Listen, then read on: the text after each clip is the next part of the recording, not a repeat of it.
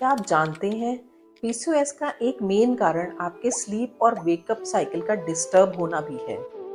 आयुर्वेद में कॉन्सेप्ट है दोशा क्लॉक। इसमें हमारे पूरे 24 घंटे को 6 ब्लॉक्स में डिवाइड किया जाता है जो 4-4 घंटे के होते हैं, और इसको एक दोष यानी वात पित्त और कफ में से हर ब्लॉक को कोई एक दोष डोमिनेट करता है और वो हमारे फिजिकल और मेंटल हेल्थ को इन्फ्लुएंस करता है।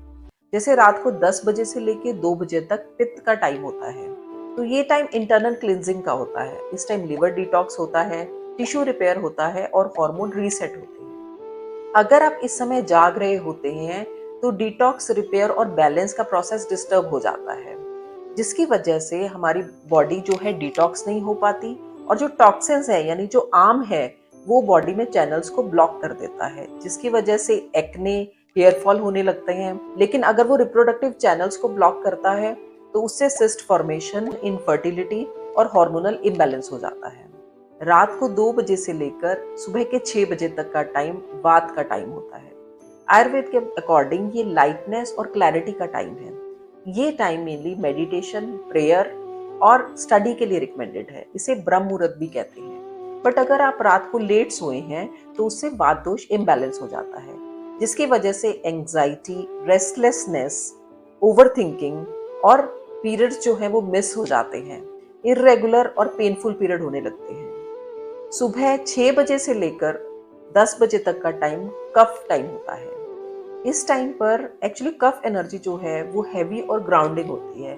इसीलिए आयुर्वेद इस टाइम पर एक्सरसाइज करने के लिए रिकमेंड करता है, क्योंकि इस टाइम हमारी एंड्योरेंस ज़्यादा होती है। अगर आप लेट उठ रहे हैं तो आपका कफ दोष इम्बैलेंस हो जाता है, जिसकी वजह से बेली फैट, वेट गेन यानी obesity, cyst formation, water retention और इंसुलिन रेजिस्टेंस जैसे इशू होने लगते हैं। इसका मतलब है रात को लेट सोने की वजह से वात दोष बढ़ता है और सुबह लेट उठने की वजह से कफ दोष बढ़ता है, और ये दोनों ही दोष आपके जठराग्नि यानी डाइजेस्टिव फायर को वीक कर देते हैं, जो फर्दर आपके मेटाबॉलिज्म को स्लो कर देती है। तो अगर आप हार्मोन को बैलेंस करना चाहते हैं या पीसीओएस को ट्रीट करना चाहते हैं तो सबसे पहले आप अपने स्लीप और वेकअप साइकिल को फिक्स करिए। जब आपकी बॉडी क्लॉक रीसेट हो जाएगी तो आपके हार्मोन खुद ब खुद बैलेंस होने लगेंगे। तो इस रील को सेव करिए और ज़्यादा से ज़्यादा लोगों को शेयर करिए जिन्हें इसकी ज़रूरत है।